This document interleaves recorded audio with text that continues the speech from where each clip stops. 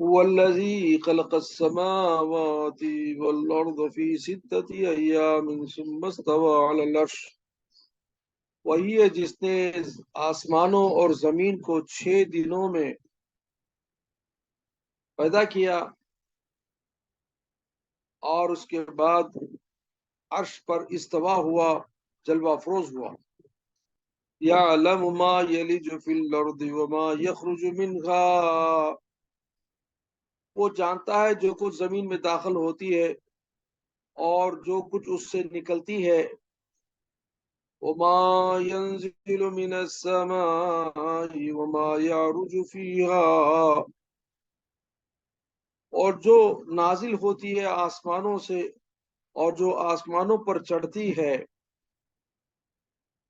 وَهُوَ مَعَكُمْ أَيْنَمَا كُنتُمْ، وہی تمہارے ساتھ ہے تم جہاں کہیں بھی ہو۔ وَاللَّهُ بِمَا تَعْمَلُونَ بَصِيرٌ،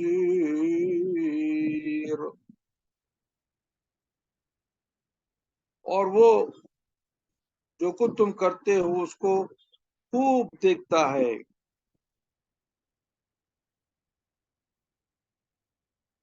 صدق اللہ مولانا العلی العظیم، وبلغنا رسوله الامین الکریم، ونحن على ذلك لمن الشاهدين والشاكرين والحمد لله رب العالمين۔ قال الله تعالى في شان حبيبه تعظيما وتكريما، إن الله وملائكته يصلون على النبي يا أيها الذين آمنوا صلوا عليه وسلموا تسليما۔ پڑھو اللهم صل على سيدنا شفيعنا حبيبنا نبينا ومولانا محمد وعلى آله وصحبه وسلم تسليما كثيرا كثيرا۔ رب اشرح لي صدري ويسر لي أمري واحلل عقدة من لساني يفقهوا قولي۔ الحمدللہ رب العالمین، الصلاۃ والسلام علی سید الانبیاء والمرسلین سیدنا شفیعنا حبیبنا نبینا ومولانا محمد وعلی آلہ واصحابہ اجمعین۔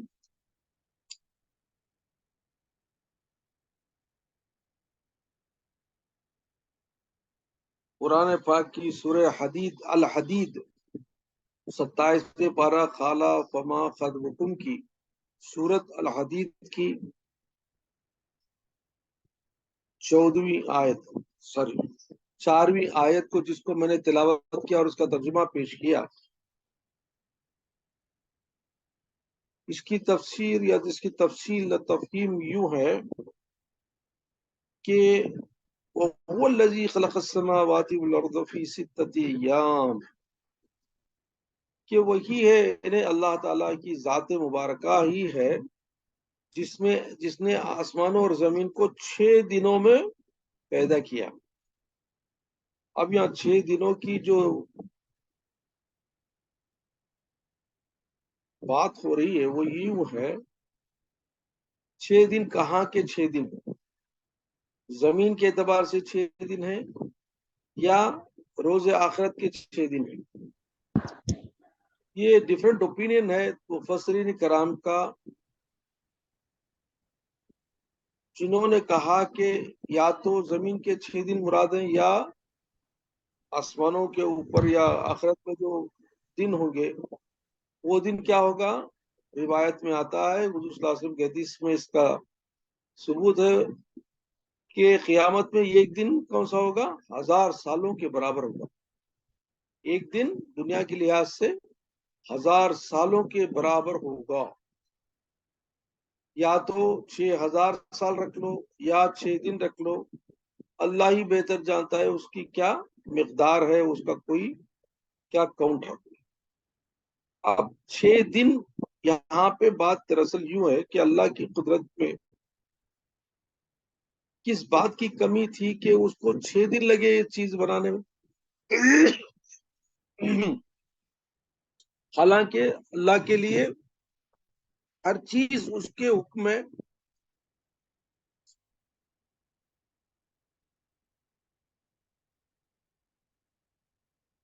اللہ کے لیے کیسا ہے، 6 دن ضرورت نہیں ہے، کیونکہ ہر چیز اس کے حکم پر بنتی ہے. اذا اراد اللہ شیئا ان یقول له کن فیکون. سورہ یاسین میں آخری میں آتا کیا ہے کہ جب اللہ کوئی چیز بنانے کا ارادہ کرتا ہے تو کیا کہتا ہے؟ کن. لفظ سے کن، the word کن، ان کا مطلب کیا؟ ہو جا. ہو جا جس کا حکم دیتا ہے تو فیکون ہو جاتا ہے. تو اللہ کے لیے کوئی مشکل نہیں ہے، اللہ کے لیے کوئی چیز وقت کی قید نہیں. there is no limit for the materialistic world or any other things, reasons, means. اس کے لیے کوئی چیز کی ضرورت ہی نہیں کہ کوئی چیز کو بننے کے لیے ٹائم لگ جائے، نہیں. لیکن یہ 6 دن کا مطلب یوں ہے کہ حضور پاک صلی اللہ علیہ وسلم کے پاس یہودا نے مدینہ شریف تشریف لائے اور کہا کہ اگر آپ اللہ کے صحیح ہیں، آپ اللہ کے صحیح رسول ہیں، تو یوں بتاؤ کہ یہ 6 دن کا جو زمین و آسمان کی تخلیق ہے اس میں کیا راز ہے، اس کی کیا تفصیل ہے. تو میں ایک روایت پڑھ کے سناتا ہوں، سنو. حضرت ابن عباس رضی اللہ تعالیٰ عنہ سے روایت ہے کہ یہودیوں نے حضور پاک صلی اللہ علیہ وسلم سے زمین و آسمان کی پیدائش کے بارے میں سوال کیا. تو آپ نے فرمایا کہ اللہ پاک نے زمین کو اتوار، سنڈے کے دن اور پیر کے دن پیدا کیا. اب 2 دن کیوں لگے اس کا میں بعد میں بولتا ہوں. اور پہاڑوں کو ان کے معدنیات کے مطلب کیا؟ منرلز، منگل کے دن پیدا فرمایا. درخت، پانی اور شہر، وہ آبادیاں اور جنگل، وہ ویران جگہ، بدھ یعنی چہارشنبے کے دن پیدا فرمایا. پھر آپ نے دلیل کے طور پر قرآن پاک کی آیات تلاوت فرمائی 24 پارے میں. فمن ازلمہ، سورہ حامیم سجدہ آیت نمبر 9 اور 10 پڑھ لو، جس میں اللہ نے فرمایا زمین و آسمان اور ساری اس کے اندر کی چیزیں پہاڑوں سمیت 4 دن میں پیدا کیا. وہاں پہ اس کی آیت کا ثبوت ہے. اچھا، آگے حضور پاک صلی اللہ علیہ وسلم نے فرمایا، نوٹ کر لو کون سے دن میں نے کیا کہا، یہ نوٹ کر لو، بہت سارے لوگوں کو نہیں معلوم. پھر آپ نے فرمایا کہ جمعرات کے دن اللہ تعالیٰ نے آسمان کو پیدا فرمایا، اور جمعہ کے دن سورج، چاند، ستارے اور فرشتوں کو پیدا فرمایا. اور جمعہ کی آخری 3 گھڑیوں میں، یعنی جمعہ ختم ہونے کب؟ عصر سے پہلے، آدم علیہ السلام کو پیدا کیا اور ابلیس کو سجدے کا حکم دیا. انکار پر اسے مردود کر کے آدم علیہ السلام کو جنت میں داخل کیا. یہ سب جمعہ کی آخری گھڑی تک مکمل ہو گیا، یعنی عصر کے اینڈ تک. یہودیوں نے پھر پوچھا کہ کیا ہوا، یعنی اس کے بعد کیا ہوا، جمعہ کے بعد کیا ہوا؟ تو آپ صلی اللہ علیہ وسلم نے فرمایا کہ پھر اللہ پاک نے اپنی شان کے مطابق عرش پر جلوہ افروز ہوا. عرش کے پر اس کی شان کے مطابق تجلیات ظاہر فرمایا، اس کی حکومت قائم کیا. تو یہودیوں نے کہا اگر آپ آخری میں صحیح بتاتے تو ہم مانتے، اور کہا کہ اللہ نے آخر میں یعنی ہفتے کے دن آرام کیا. یہودیوں کے پاس یہ عقیدہ ہے کہ اللہ تعالیٰ 6 دن میں پیدا کر کے لاسٹ ڈے ریسٹ لے لیا کرتے. اللہ کو تھکان کہیں کو؟ اللہ کیا کام کرنے والا مزدور ہے کیا؟ نوکر ہے کیا؟ اس کے لیے کام کرا تو تھکان ہوگی، اس کے لیے آرام کرنا ہے کیا؟ یہ بیوقوفوں یہودیاں کیا کرتے؟ سیٹرڈے یوم سبت بولتے. یوم السبت کو آج بھی یہودیوں میں سیٹرڈے کے دن کام نہیں کرنا ہالیڈے بلاؤں. Saturday is a holiday. Actually ہمارے پیارے عرباں بھی کیا کریں ہی سیٹرڈے کا رضا دیے چھوڑے ان کے عرباں. کتنی بیوقوفی ہے. یہ سیٹرڈے یہودیوں کی نسل سے ہے. یہودیوں کا ایک شیوا ہے کہ سیٹرڈے اللہ ریسٹ لیا، اس کا ہمیں بھی ریسٹ لینا، کام نہیں کرنا بول کے. یہ ایک اور چیز کیا ہوا کہ داؤد علیہ السلام کے زمانے میں اللہ نے داؤد علیہ السلام کی قوم کو کہا کہ سیٹرڈے کے دن تم مچھلی پکڑنے نہیں جانا، مچھلی والوں کو بولا تھا، لیکن انہوں نے کیا کیا، ہٹ درمی سے مچھلیاں پکڑنے جائے تو کیسا گئے بولے تو سمندر کے کنارے گڑھا بنا لی، اور اس دن اللہ کی قدرت سے مچھلیاں ابل ابل کو آنے لگے۔ انہوں نے کہا کہ ہم مچھلی نہیں پکڑتے، گڑھے میں آ گئے تو ہمارے ہیں بول کے گڑھے میں کے مچھلیاں اٹھائے، تو اللہ کو غصہ آ گیا تو پوری قوم کو بندر بنا دیا، سور بنا دیا۔ تو وہ بڑی قوم کا جو عبرتناک واقعہ قرآن میں بھی اس کا تذکرہ ہے۔ تو وہ لوگ ڈر کے مارے، یہودی کیا کرے، وہ زمانے سے سیٹرڈے کام کرتے نہیں، ایک جنا بھی دکان کھولے گا نہیں، کام نہیں کرے گا، کچھ نہیں کرے گا، گھر میں چپکے بیٹھے آرام کریں گے۔ کہیں کہ تو اس دن اللہ ان کو آرام کیا کرتا، اللہ آرام کیا کرتا ان کے عقیدے سے۔ تو حضور صلی اللہ علیہ وسلم نے فرمایا غلط طریقہ ہے تمہارا، غلط عقیدہ ہے۔ تو کیا فرمایا حضور نے، دیکھو، تو یہودیوں نے کہا کہ اس دن آرام کیا، یعنی ہفتے کے دن، تو اس پر حضور پاک صلی اللہ علیہ وسلم ناراض ہو گئے۔ اللہ کو کیا رہے آرام کیا، اللہ انسان کیا، مزدور کیا، نوکر کیا، نعوذ باللہ من ذالک۔ اور غضبناک ہوئے۔ قرآن پاک کی آیت نازل ہوئی جس میں اللہ نے فرمایا زمین اور آسمانوں اور درمیانی چیزوں کو اللہ پاک نے 6 دنوں میں پیدا فرمایا، اور اس سے اس کو کوئی تکان محسوس نہیں ہوئی۔ قرآن میں صاف وہی نازل ہو گئی، معاملہ صاف ہو گیا۔ اللہ کے لیے ضروری نہیں ہے تھکان، یا اس کے لیے انسان کے جیسا تھکان نہیں ہوتی۔ اور تم پڑھتے بھی ہو آیت الکرسی میں وَلَا يَئُودُ حِفْظُهُمَا وَهُوَ الْعَلِيُّ الْعَظِيمُ۔ تو اللہ کو نہ تھکان ہوتی ہے نہ اونگ آتی ہے، سمجھے نہیں؟ اللہ کو تھکا تو انسان اونگتا ہے، تو اللہ کو نہ تھکان ہوتی نہ اونگ ہوتی۔ اللہ لا الہ الا هو الحی القیوم لا تأخذہ سنۃ ولا نوم، نہ اس کو نیند پکڑتی ہے نہ اس کو تھکان ہوتی ہے۔ تو ولا یعود، وہ تھکتا نہیں ہے، حفظہما وهو العلی العظیم، حفاظت کرنے کے لیے، اور کون سا، زمین اور آسمانوں دونوں عالموں کو حفاظت کرنے میں اس کو تھکان نہیں ہوتی۔ تو اللہ تعالیٰ قرآن میں صاف فرما دیا کہ اس کو زمین آسمانوں بنانے میں کوئی تھکان محسوس۔ اس طرح سے یہود ناکام ہو کر واپس چلے گئے۔ بات سمجھ میں آئی؟ اب یہ 6 دنوں کی تخلیق کا سارا جو پورا معاملہ حضور پاک صلی اللہ علیہ وسلم کے حدیث سے معلوم ہو گیا۔ اب یہ عقلی طور پر نمونہ پیش کرتا ہوں، یوں ہے کہ لوگوں کے جو عقل میں بات آتی ہے وہ اس واسطے اس کو دور کرنے کے لیے سن لو۔ دیکھو، ہر ایک چیز بنتے وقت ٹائم لگتا ہے۔ اب زمین میں بھی ہر چیز ہے، پہاڑاں ہیں زمین کے ایک علاقے میں، دریا ایک علاقے میں، ندیاں ایک علاقے میں، ریگستان ایک علاقے میں، پہاڑ ایک علاقے میں، بنجر زمین ایک میں، زرخیز زمین ایک میں، کالی مٹی ایک میں، سفید مٹی ایک میں، لال مٹی۔ یہ ایک زمین میں معدنیات سونا چاندی نکلتا، یہ ایک جگہ کوئلہ نکلتا، ایک جگہ آئرن نکلتا۔ تو زمین کے اطراف جو بھی چیزیں انہیں وہ جگہ رہنا ہے، اللہ نے اس کو سنورنے دیا، بننے دیا۔ وہ سنورنے بننے میں ان کو ٹائم لگا، کسی زمین کو ٹائم لگا، زمین کو اپنے شیپ میں آنے کے لیے ٹائم لگا۔ اللہ کے لیے تو حکم کیا ہو رہا تھا، تو اللہ کے لیے ٹائم نہیں ہے، چیزوں کو بننے میں، خود کے بننے میں ٹائم لگ گیا۔ اسی طرح آسمان اور دوسری چیزوں کا حساب لے لو۔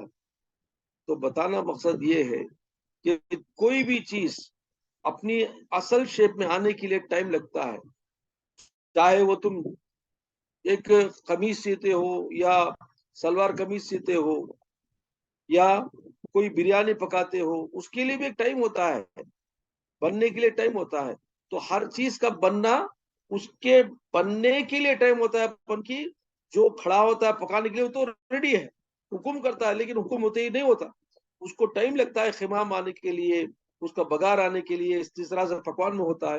اسی طرح کوئی چیز سینے کے لیے اس کو کٹنگ ہونا پڑتا ہے، اس کا گاجا لینا پڑتا ہے، اس کے ہر چیز کو اس کے صحیح طریقے سے کٹ کر کے اس کو سینا پڑتا ہے۔ تو ٹائم لگتا ہے بننے میں۔ بنانے والے کا حکم ہو جاتا ہے کہ مجھے شرٹ چاہیے، بنانے والے کا حکم ہوتا ہے مجھے بریانی چاہیے، لیکن بنانے والے کو بننے کے لیے ٹائم بنتا ہے جو چیزیں اس میں ڈالتا ہے. اس طرح سے اللہ کے لیے کوئی چیز کی ٹائم کی یا اس کے اجزاء کی یا اس کے میٹیریلز کی اس کی کوئی کمی کی اس کو کوئی قید نہیں ہے. Is not bound by that. اس وجہ سے اللہ تعالیٰ رب العزت کیا کرتا ہے؟ پروردگار صرف حکم کرتا ہے تو جو چیز بننے کے لیے ٹائم لگتی ہے وہ اس کی بننے میں ٹائم لگتے ہیں، بلکہ اللہ کے حکم میں بننے کے لیے کوئی ٹائم نہیں ہے. اب ثم استوى علی العرش، اس سے مطلب کیا ہے بولے تو اللہ تعالیٰ کا جو عرش ہے کیسا ہے بولے تو ایک تھرون بولتے ہیں اس سے. عرش جیسے ایک بادشاہ کا عرش ہے، اس کی حکومت ہے، سارے آسمانوں اور زمین پھیلی ہوئی اس کی سلطنت ہے. سلطنت ہے کیا؟ اس کی پورا اس کا باؤنڈری کون سا؟ پورے کائنات اس کے انڈر میں، تو اس کے اوپر عرش ہے. تو عرش مطلب it is bound, it is over and above all the universe. اس کے اوپر اس کی حکومت یعنی اس کا جلوہ افروزی ہے، اس کی شان ہے، اس کی حکومت ہے، اس کے ایک پاور آف ایڈمنسٹریشن ہے. سمجھے نہیں؟ عرش کا مطلب یہ نہیں کہ اللہ عرش کو بیٹھ گیا ہے. اللہ کو بیٹھنے کی اس کو یہ نہیں ہے، جسم نہیں ہے، ہمارے جیسا جسم نہیں ہے. وہ نور نلا نور ہے، وہ لائٹ ہے، وہ پاور ہے، وہ انرجی ہے. اس کے لیے کوئی استوا کی ضرورت نہیں، اس کے لیے بیٹھنے کی کوئی ضرورت نہیں. فار ایگزامپل ہوا کے لیے کوئی بیٹھنے کی جگہ ہے کیا؟ نہیں ہے. روشنی ہے، لائٹ ہے، اس کے لیے بیٹھنے کے لیے کوئی جگہ ہے کیا؟ نہیں ہے. تو اسی طرح اللہ کی شان کیا ہے؟ ہی از اے لائٹ، ہی از اے نور، تجلی ہے اس کی. وہ تجلیات کا نزول ہونے کی جگہ ہے، وہ ایڈمنسٹریشن جگہ ہے. وہاں سے حکم نازل ہوتے ہیں. اللہ کے عرش سے زمین پر کیا کیا ہونا ہے، سارے کائنات میں کیا کیا ہونا ہے، وہاں سے حکم نازل ہوتا ہے، کمانڈز آتے ہیں، اور اس کمانڈ کے مطابق جو چیزیں زمین پر ہوتی ہے وہی عرش کے پر سے حکم آنے پر ہوتے ہیں. ٹھیک ہے؟ آگے اللہ نے فرمایا یعلم ما یلج فی الارض وما یخرج منها. دیکھو زمین میں جو کچھ بھی ہم بوتے ہیں، بیج بوتے ہیں، کیا بوتے ہیں؟ ایک جگہ چاول، ایک جگہ باجرا، ایک جگہ گیہوں، ایک جگہ گنے، ایک جگہ کچھ نہ کچھ جو جس میں زمین میں ڈالے گا وہی اگتا ہے. تو جو کچھ اس میں سے تم زمین میں بیج بھی ڈالتے ہو اللہ اس کو دیکھتا ہے، اس کو جانتا ہے. اسی طرح زمین میں جو کچھ بھی ہمارے طرف سے دفن کر دیا جاتا ہے، مردہ بھی ہو، کوئی انسان بھی مار کے وہ بھی اللہ جانتا ہے کہ کون ہے اس کے اندر. تو مطلب یہ کہ زمین کی جو چیز جما کے رکھتے ہیں، یا زمین کے اندر جو خزانے ہیں، زمین کے اندر جو معدنیات ہیں یا منرلز ہیں یا پانی ہے، کچھ بھی ہے، ہر چیز جو کچھ زمین کے اندر بھی ہے ہمارے لیے وہ نہیں دکھتی ہے، ہمارے لیے وہ غائب ہے، لیکن اللہ کے نزدیک اس کو جانتا ہے. اسی طرح آسمانوں سے اور جو کچھ زمین سے بھی نکلتا ہے، مطلب جو اناج نکلتا ہے، چاول ہے، باجرا ہے، گیہوں ہے، یہ ہے، وہ ہے، ترکاریاں ہیں، سب کچھ ہے، پتے ہیں، جھاڑ ہے، پہاڑ ہے، سب کچھ جو کچھ بھی زمین سے نکلتے ہیں وہ بھی جانتا ہے. اللہ اس کو دیکھتا بھی ہے، جانتا بھی ہے. وما ينزل من السماء، اللہ تعالیٰ کو وہ بھی جانکاری ہے، وہ بھی معلوم ہے جو کچھ آسمانوں سے اترتے ہیں. کیا کیا اترتے ہیں اللہ آسمانوں سے؟ بارشیں اترتے ہیں، اللہ کا حکم اترتا ہے فرشتوں کے ذریعے، وحی نازل ہوتی ہے، رحمتیں نازل ہوتی ہیں، بلائیں نازل ہوتی ہیں، فرشتے نازل ہوتے ہیں، فرشتے آتے ہیں. یہ ساری چیزیں جو کچھ بھی آسمان سے اترتے زمین کی طرف وہ بھی اللہ کو معلوم ہے. اللہ ہر چیز سے خبردار ہے، اس کو جانکاری دیتی ہے. سملرلی کیا فرمایا؟ ما ينزل من السماء وما يعرج فيها، اور جو کچھ بھی زمین سے آسمانوں پر چڑھتا ہے. کیا کیا چڑھتے ہیں زمین سے آسمانوں پر؟ دیکھو زمین سے آسمانوں پر دعائیں چڑھتی ہیں، نیک اعمال چڑھتے ہیں، اور پاک روحیں چڑھتی ہیں، اور کیا کیا اللہ کی طرف سے جو کچھ بھی ہمارے پاس جو دعا ہم جو اللہ کے پاس گڑ گڑا کے جو بھی ہم بات کرتے ہیں سب کچھ اللہ پاک کے پاس آسمان پر چڑھتی ہے. ہماری پوری گزارش اللہ دیکھتا ہے، سنتا ہے.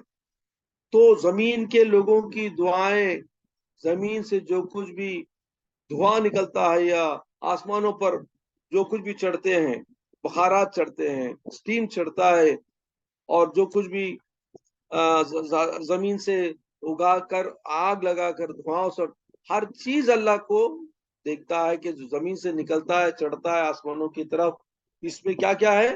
ہماری دعائیں ہیں، ہماری طرف سے جو زبان سے یا دل سے ہماری جو ایون ہمارے کسی پر ہم بدگمانی کریں یا ہمارے زبان سے یا دل سے ہمیں کسی پر بددعا کرے، یہ بھی آسمانوں میں چڑھتا ہے۔ اسی طرح ہمارے نیک اعمال، ہم جو نیک کام کرتے ہیں، نماز پڑھتے ہیں، قرآن پڑھتے ہیں، اور جو بھی نیک اعمال کرتے ہیں، وہ بھی نیکیاں آسمانوں پر فرشتے لے کے چڑھتے ہیں، اور اس کا حساب آسمانوں میں اللہ کے پاس پیش کرتے ہیں۔ وہ بھی اللہ دیکھتا ہے، وہ بھی اللہ جانتا ہے، یاد رکھو۔ ہاں، اس کے بعد جو آیت ہے، یہ بڑی پیاری آیت ہے، اس کو بڑے غور سے سنو۔ وَهُوَ مَعَكُمْ أَيْنَمَا كُنتُمْ، مطلب کیا؟ وہ تمہارے ساتھ ہے، تم جہاں کہیں بھی ہو۔ یہ ایسی پیاری آیت ہے، اگر غور سے اس پر کوئی اتخاذ رکھے اور عمل کرے اور اس کو اپنے سینے میں لگا لے، اس آیت کو، اس کو دنیا میں کسی قسم کا ڈر نہیں ہوگا، اس کو کسی قسم کی تنہائی محسوس نہیں ہوگی۔ یہ وہ آیت شریفہ ہے جس کو لے کر اولیاء کرام جھوم جاتے تھے، ہمیشہ لپک جاتے تھے، لچک جاتے تھے اور تڑپ جاتے تھے اس آیت کی وجہ سے۔ وَهُوَ مَعَكُمْ أَيْنَمَا كُنتُمْ، وہ تمہارے ساتھ ہے، تم جہاں کہیں بھی ہو، چاہے تم جنگل میں ہو، خبر میں ہو، زمین پر ہو، آسمان پر ہو، تم پہاڑوں کے کوہ میں ہو، پہاڑوں کے غاروں میں چھپ جاؤ، پانی کے اندر غوطہ بھی کر لو، یا زمین کے اندر کروڑوں کروڑوں گڑھے بنا کر بھی گھس جاؤ، اللہ اس کو بھی جانے گا، تم کو بھی جانے گا۔ تو مطلب کیا؟ تم کہاں بھی جاؤ وہ تمہارے ساتھ ہے۔ اب اس کا مطلب یہ نہیں کہ انسان ہے، دوست ہے میرا، میرے ساتھ میرا دوست بھی ساتھ ساتھ آتا ہے، ایسا جسمانی طور سے نہیں ہے، ایسا شخصی طور سے نہیں ہے، ایسا میٹیریلسٹک طور سے نہیں ہے، ایسا نہیں ہوتا، ورچوئل طریقے سے ہوتا ہے۔ ورچوئل کا مطلب کیا؟ یہ ایک قسم کا نور ہے، ایک قسم کا ہمارے ساتھ اس کا ایک لگاؤ ہے۔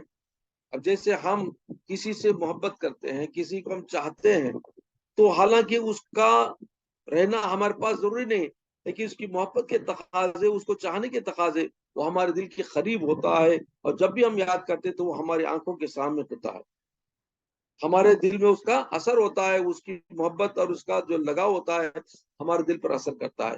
اسی طرح اللہ کا بھی لگاؤ ہمارے سے ایسا ہی ہے، اس کو بولتے ہیں معیت الہی، the closeness of Allah, nearness of Allah. کیا فرمایا اللہ نے؟ نحن اقرب من حبل الورید، قرآن میں فرمایا کہ ہم تم شہرک سے، تمہارے شہرک سے بھی قریب ہیں۔ اس کا مطلب یہ کہ تمہارا ہر چیز، تمہارا کھانا پینا، اٹھنا بیٹھنا، چلنا پھرنا، اور حتیٰ کہ تم سونا، کہاں بھی سو جاؤ، کہاں بھی کرو، جو کام بھی کرو، وہ سب اس کے دیکھتا رہتا ہے، سنتا رہتا ہے، کیونکہ وہ بالکل تمہارے پاس ہی ہے، سمجھے؟ تو یہ پاس ہی، یا اللہ کی جو معیت ہے، جو اس کا نیئرنس ہے، یا اس کا جو کلوز ایسوسیشن وتھ اس ہے، یہ کون جانے گا؟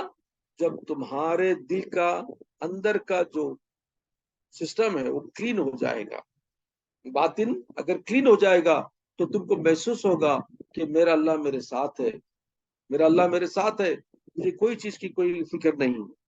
اللہ تعالیٰ سے قرآن میں فرمایا الیس اللہ بکاف عبدہ، اے بندے کیا میں تیرا، الیس اللہ میں تیرے لیے کافی نہیں ہوں؟ یہ وہ آیت ہے جس کو میں پڑھ کے جھوم جاتا ہوں کہ الیس اللہ بکاف عبدہ، اے بندے کیا میں تیرے ساتھ کافی نہیں ہوں؟ اللہ اکبر۔ تو ہر ایک سے تمہارے کو میں یہی انسٹرکشن دوں گا کہ تم اس آیت کو اپنے دل میں لگا لو یا سینے میں لگا لو، اور اس کو ہمیشہ یاد رکھو، اس آیت کو وَهُوَ مَعَكُمْ أَيْنَمَا كُنْتُمْ، تم کہاں بھی جاؤ ہم تمہارے ساتھ ہیں. مطلب کیا؟ اللہ تمہارے ساتھ ہے. تو کسی چیز سے ڈرنا نہیں، کسی چیز سے خوف ہی نہیں کرنا. اللہ کیا فرماتا ہے؟ أَلَيْسَ اللَّهُ بِكَافٍ عَبْدَهُ وَيُخَوِّفُونَكَ مِن دُونِ ذَلِكَ، تم کس چیز سے خوف کرتے ہو اس کے علاوہ. اب فرض کرو یہ پرائم منسٹر ہے یا ہوم منسٹر کو بھی سقراط کے بڑے بڑے جو گنڈے ہیں ان کے ساتھ کمانڈو جاتے ہیں. حالانکہ یہ اکیلے آئے تو مار کے بھناس کر دیں گے لوگ، لیکن وہ ساتھ کیونکہ کمانڈو جاتے ہیں سینہ تنا کر چلتے ہیں. دیکھا آپ نے ویڈیو میں دیکھا ہوگا کہ یہ سینہ تنا کر چلتے ہیں. اگر یہی سینہ تلانا چلا کر چلنا ہو تو وہ بازو کے کمانڈرز کو بھیج دو، بولو چل کے بتاؤ، بولو ذرا مارکیٹ میں آؤ، بولو دیکھیں گے.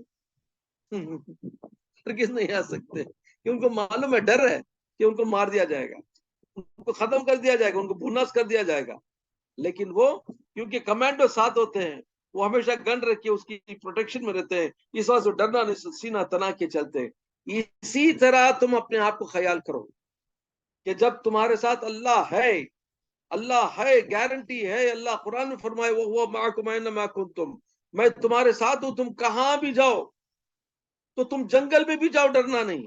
اس واسطے اولیاء کرام، بزرگان دین، صحابہ کرام جنگلوں میں چلے جاتے تھے، نہ ان کو خوف، نہ ڈر، نہ کچھ، نہ شیطان کا ڈر، نہ جنات کا ڈر، نہ شیراں کا ڈر، نہ باغاں کا ڈر. کیوں؟ کیونکہ ان کے دل میں احساس ہو گیا کہ اللہ میرے ساتھ ہے. جب اللہ میرے ساتھ ہے کوئی چیز دنیا کی کوئی نقصان نہیں پہنچا سکتی. بسم اللہ الذی لا یضر مع اسمہ شیء فی الارض ولا فی السماء. تو کیا مطلب کہ اللہ تعالیٰ کے حکم سے، اللہ تعالیٰ کی مرضی سے کوئی چیز اس کو نقصان نہیں پہنچا سکتی، مجھے نہیں پہنچا سکتی. تم پڑھتے ہو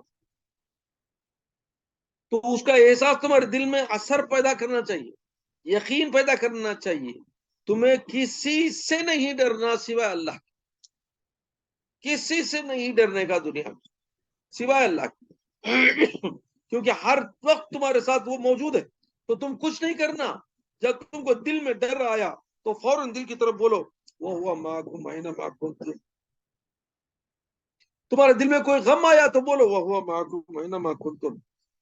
تمہارے دل میں کوئی اپنی زندگی کے بارے میں، اپنی پریشانیوں کے بارے میں، اپنی تکلیف کے بارے میں اور اپنی بیماری کے بارے میں غم ہوا یا تکلیف ہوئی، پریشانی ہوئی، تو صرف دل کی طرف دھیان کر کے بولو وَهُوَ مَعَكُمْ أَيْنَمَا كُنْتُمْ أَلَيْسَ اللَّهُ بِكَافٍ عَبْدَهُ. یا اللہ، اللہ کافی، اللہ کافی. یہ آیت پڑھ کو بولنا اللہ کافی، اللہ کافی. کیا مطلب؟ جب اللہ کوشچن کرتا ہے Am I not sufficient for you, my servant? علیہ اللہ بکافر عبدو کا مطلب کیا؟ Am I not sufficient for you, my dear? Oh, my servant. You should say, yes, sir. Yes, my Allah. You are sufficient. اللہ کافی، اللہ کافی، اللہ کافی. تو یاد رکھو آج کی بات، جب کبھی تمہیں ڈر لگے، جب کبھی تمہیں خوف لگے، جب کوئی غم ہوئے، جب کوئی فکر ہوا، سمجھ جاؤ کہ تم فکر نہیں کرنے کا. کیوں؟ وَهُوَ مَعَكُمْ أَيْنَمَا كُنْتُمْ. ہم تمہارے ساتھ ہیں، تم جہاں کہیں بھی ہو. مجھے غم ہے، اللہ میرے ساتھ ہے، اس کو دور کرے گا. مجھے فکر ہے، اللہ اس کو دور کرے گا. مجھے تکلیف ہے، اللہ اس کو دور کرے گا. مجھے کسی کا ڈر ہو رہا ہے، اللہ اس کے ڈر